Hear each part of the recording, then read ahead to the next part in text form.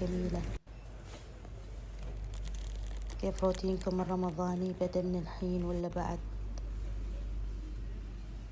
وش الأشياء اللي جهزتوها لرمضان؟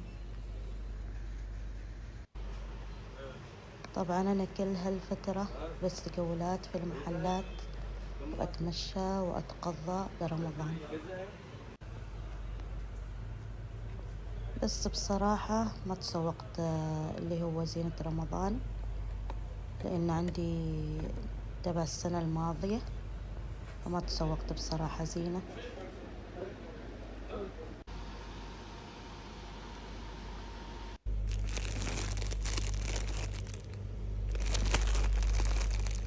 إني أحس ما له داعي، عاد إن شاء الله باخذ السنة الجاية زينة، رمضان الجاي يعني.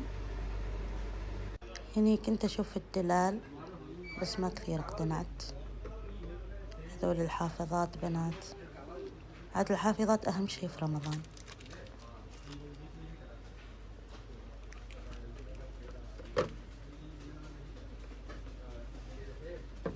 هذول حلوين للزبدة. وهذول اللي هن أكياس حق الليلة أو القرقيعان، أو نحن في سلطنة عمان نسميه قرنقشو. شايفين الجمال؟ أوبا طاح.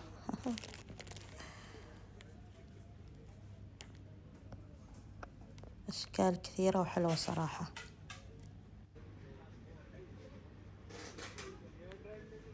أنا خذيت لي من هالمحل وافتكيت اللي هن الأكياس.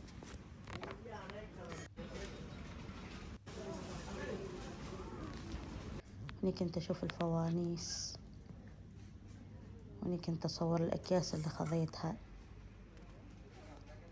وخذيت بعد سلة كبيرة عشان أحط فيها اللي هن توزيعات يوم القرنقشو إن شاء الله. والله الفوانيس جميلة، لكن مسكت نفسي وما اشتريت، لأن خلاص اللي عندي كفاية بصراحة. هذول اللي هن الأكواب حلوين بعد.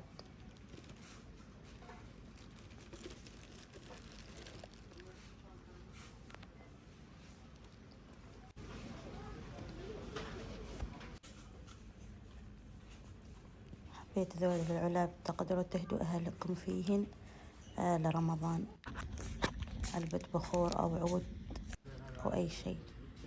هذول العلب بعد للقيمات، للسلطة، ورق عنب، حلوين بصراحة كثير حلوين. أنا كنت أدور مستاكات للمطبخ.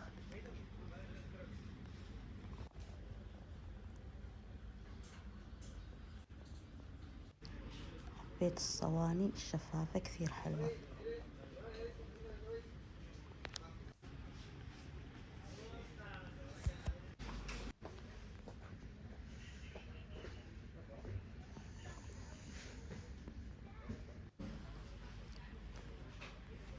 إيش انتوا جهزتوا لرمضان؟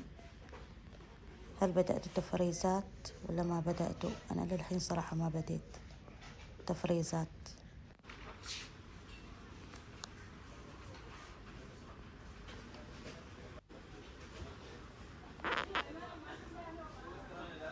حلوين الدلال بصراحة هنا، لكن كان أسعارهم أوفر شوية.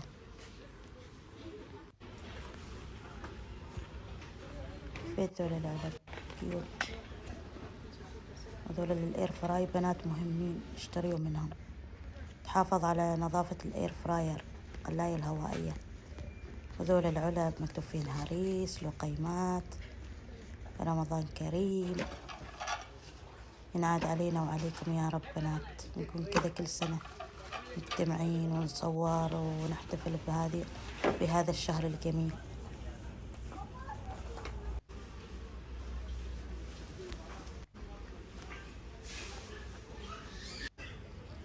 حبيت هالعلبة، تصلح كتمرية للتمر.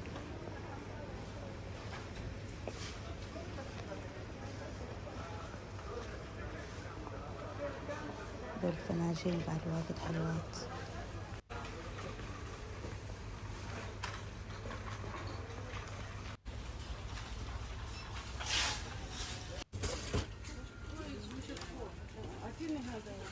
حبيت قاعدة للأكواب للقهوة وللشاي.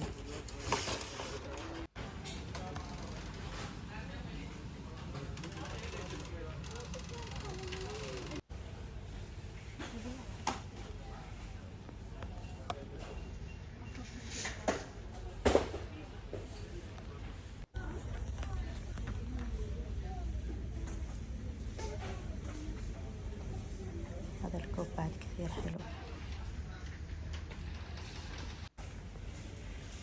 أنا أخذت هذا.